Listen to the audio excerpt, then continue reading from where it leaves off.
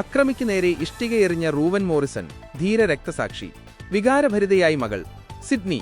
Bondi ഭീകരാക്രമണത്തിൽ കൊല്ലപ്പെട്ട 61 വയസ്സായ റൂവൻ മോറിസൺ ജൂതവിരുദ്ധതയെക്കുറിച്ച് മുന്നറിയിപ്പ് നൽകി. കൃത്യം 1 വർഷത്തിന് ശേഷമാണ് കൊല്ലപ്പെട്ടതെന്ന വാർത്ത ഏവരെയും വേദനിപ്പിക്കുന്നു. സോവിയറ്റ് യൂണിയനിൽ നിന്ന് സുരക്ഷിതത്വം തേടി 1970കളിൽ ഓസ്ട്രേലിയയിലെത്തിയ അദ്ദേഹം 2024 ഡിസംബർ 14 നൽകിയ അഭിമുഖത്തിൽ ഓസ്ട്രേലിയയിലെ ജൂതവിരുദ്ധതയെക്കുറിച്ച് ആശങ്ക പ്രകടിപ്പിച്ചിരുന്നു.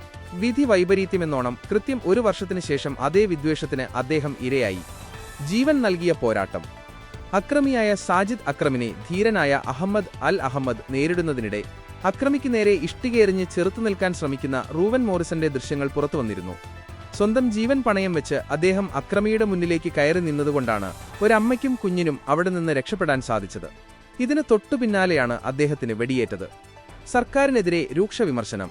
തന്റെ പിതാവിന്റെ മരണത്തിന് ഉത്തരവാദി സർക്കാരാണെന്ന് മകൾ ഷെയ്ന ഗുട്നിക്ക് ആരോപിച്ചു. ഭയമില്ലാതെ ജീവിക്കാനാണ് അച്ഛൻ ഈ രാജ്യത്തേക്ക് വന്നത്. എന്നാൽ സർക്കാരിന്റെ കൈകളിൽ രക്തക്കറയുണ്ട്.